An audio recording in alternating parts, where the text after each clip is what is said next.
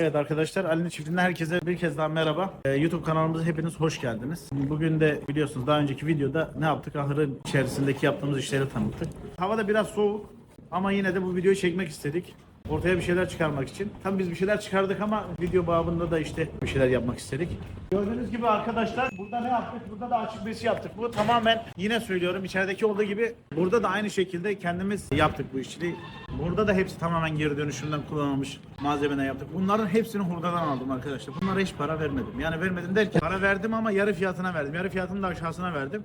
Ama sonuçta demir bile ne olursa olsun hurda da olsa demir mevcut ahır için kullanmamız gereken bir noktada hurda malzeme de olabilirdi. Biz de ona denk getirdik, aldık ve böyle bir ahır yaptık. Gördüğünüz gibi makaslar, direkler, papuçlar, sandviç panel burada sıfır.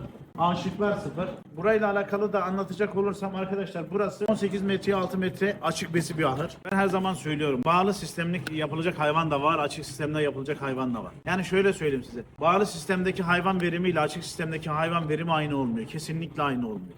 Yani buradaki serbest olan hayvan içeride bağlı sisteme göre daha rahat, daha stresi az olduğu için açık besiler her zaman kıymetlidir. Açık besilerin de çeşitli riskleri vardır. Yani hayvanın birbirine vurma, yaralama gibi riskleri vardır. Kapalı beside bu daha azdır, daha risksizdir ama orada da tabii ki riskler var. Burada hayvan daha rahat. Hayvan ferahı daha rahat, hayvan kendini daha rahat hissediyor çünkü hayvanın kendi ortamında bırakmış oluyoruz. Hayvan ne yapıyor? Burada serbest geziyor. Serbest gezerken de rahat ediyor. İstediği zaman yatıyor, istediği zaman kalkıyor, istediği zaman suya gidiyor. Orada da suya erişilebilirlik var. Ama buradaki suyu içerken hayvanın keyfi mesela istiyor. Kalkıyor gidiyor suyunu içiyor. Geliyor yemini yiyor yatıyor.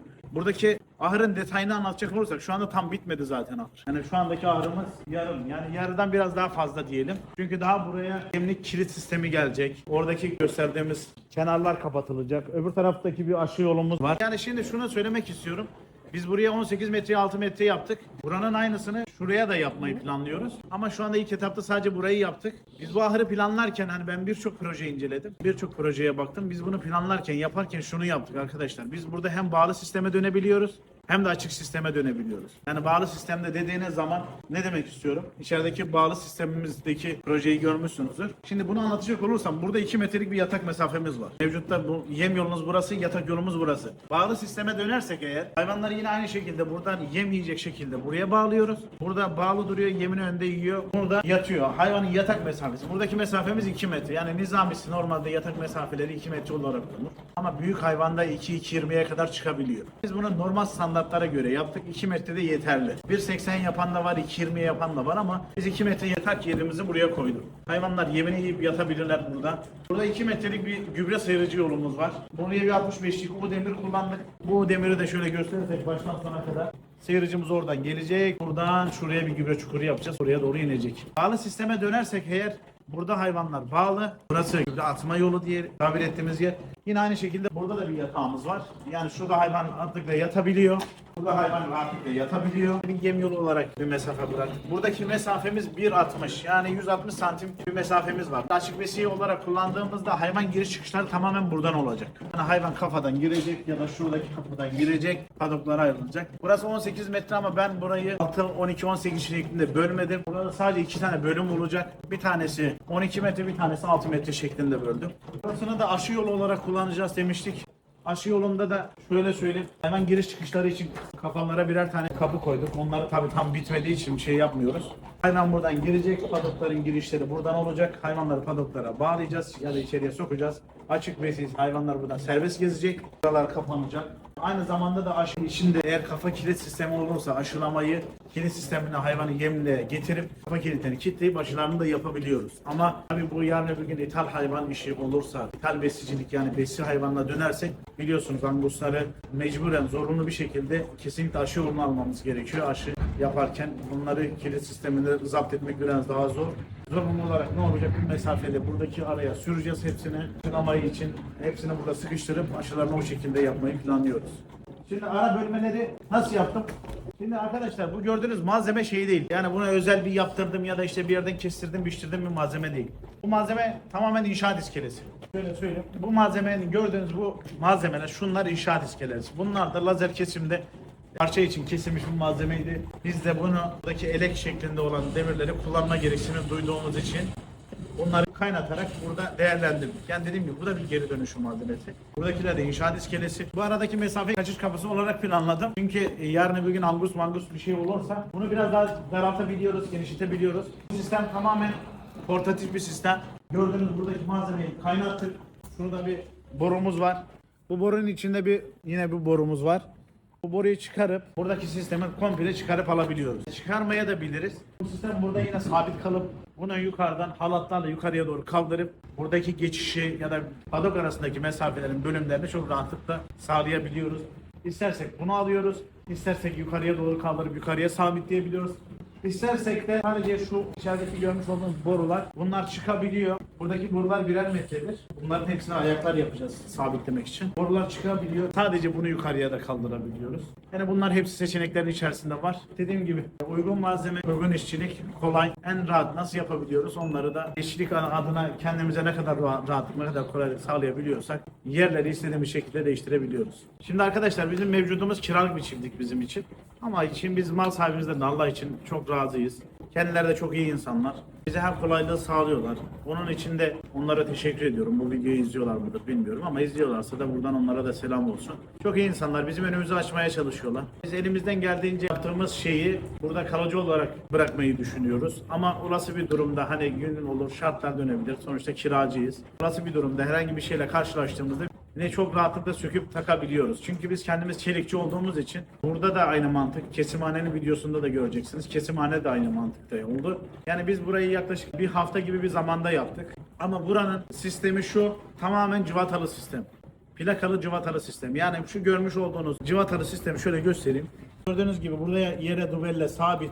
Biz bu cıvatanı yani ben burayı yarın öbür gün sökeceğim, götüreceğim ya da işte buradan çıktığım zaman götüreceğim dediğim zaman yani yaklaşık 5-6 saatte ben burayı komple alabilirim. Ne olur sadece burada betonu kalır. Eğer mal sahibi arkadaş da yani betonu da sök derse tabii ki sözleşmemizin içinde o da var. Aldığımız gibi bırakma şartımız var. Betonumuzu da kırıp burayı da tertemiz bir şekilde yine aynı şekilde teslim edebiliriz. Ama beton kalsın derse de kendisi betonu kullanabilir ama buradaki çelik malzemeyi hepsini cıvatalı yani şöyle göstereyim yukarıdan kamerayla gösterirsen yukarıdaki plakalarda görüyorsunuz. Onlar 25'e 25 plakalar. Onların hepsi cıvatalı. Plakalı sistem. Cıvataları söktüğümüz anda yukarıdaki makasları şöyle göstereyim. Şu makasları alabiliyoruz. Cıvatalardan söküldüğü anda buradaki sistem hem burada eklerde hem de direkt üstlerinde plakalar var. Cıvataları söktüğümüz anda makası direkt üzerinden alabiliyoruz. Bir yere de kurduğumuz zaman yine aynı şekilde numaralandırıp burada bir yere kurabiliyoruz. Yani sökme konusunda da hızlı bir şekilde hareket edebileceğimiz bir sistemde yaptık. Çünkü dünyanın şartları, hayatın şartları belli olmuyor. Biz yaparken bir şeyi bir zorluk çekiyoruz ama sökerken de aynı zorluğu çekmemek için cıvatalı sistem yaparak böyle bir sürecimiz oldu. Açık besinin gübre yönetimi diğer sistemlere göre daha zordur. Ama sıyırıcılı sistem yaparsanız yani açık besi daha rahat oluyor. Onu da söyleyecek olursam biliyorsunuz biz mevcut buraya bir kanal sıyırıcı yolu koyduk. Burası 2 metredir. 2 metrelik bir sıyırıcı oradan alacak. Buradan en sona kadar götürüp orada gübre çukuruna dökecek. Açık besinin o yönden bir rahatlığı var. Tabii ki bağlı sistemde eğer sıyırıcınız yoksa gübre işi daha maliyetli ya da daha yorucudur ama tabii ki açık besideki sıyırıcı sistem daha güzel. Ya tabii ki imkanlar olanaklar olursa en güzel sistem ızgara sistemidir. Izgara sisteminde gübre yönetimi daha rahattır ama onun da maliyeti yüksek olduğu için mevcuttaki en minimum maliyetli iş açık besideki bu sıyırıcı sistemi gayet de randımanlı olur. Yemleme ile alakalı da şöyle söyleyeyim. Normalde biz burayı açık besiye göre planladığımız için bizim yem yolumuz burası arkadaşlar. Normalde standartlarda yem yolunun olabildiğince geniş yani nasıl söyleyeyim maksimum 4 metrelerde 4.50 yapan da var 4.20 de yapan var ama normalde standartlarda 4 metredir.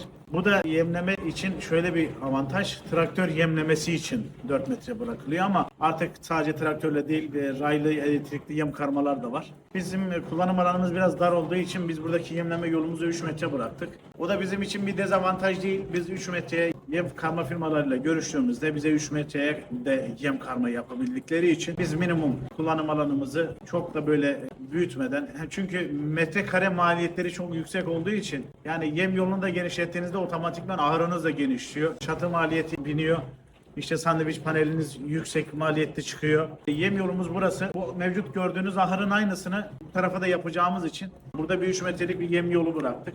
Yemleme sistemi burada sağlı ve sollu şeklinde yapılacak. Biliyorsunuz açık besilerde yemleme sistemi daha çok raylı ya da traktörlü yem karmalarla dağıtılıyor ama manuelde yapılabiliyor. Yani bizim burası işte 24 başlık besi sistemi düşünürsek 24 baş bu taraf, 24 baş bu taraf. 48 hayvanlık bir açık besi.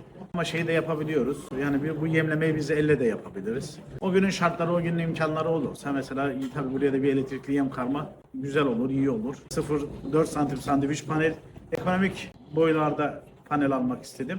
Yani sadece olabilirdi ama bizim çatı mesafemizi bilerek yüksek yapmak istedim. Çünkü yaz aylarında sıcaklık çok fazla olduğu için burada hayvanların çok da sıcakla temasını yakında tutmak istemedik. O yüzden saç kullanmadık. Yani kesimhane gibi işte depo gibi yerlerde saç kullanılabilir ama ahırlarda kesinlikle hani sıcaklık yukarıdan gelecek olan sıcaklığı hayvan daha iyi noktada tutmak için sandviç panel biraz daha maliyetli oluyor ama yani hemen hemen sacın 2 katı diyebilirim. 2 katı bir maliyeti çıkıyor olabilir ama biz bu tercihimizi sandviç panelden yana kullanmak istedik. O yüzden de sandviç panelle yol aldık. Öyle bir yol çizdik. Yani ekleyeceğim başka bir şey yok. Videoyu izleyen arkadaşlara teşekkür ederim. Sormak istedikleri soruları bize rahatlıkla sorabilirler. Yorumlarda yorumlarını katabilirler. Fikirleri varsa fikirlerini de beyan edebilirler. Ali'nin çiftliği 59. Çiftliğimizde yani diğer videolarda da söylüyoruz. Çiftliğimiz biliyorsunuz Çerkezköy Kızılpınar'da.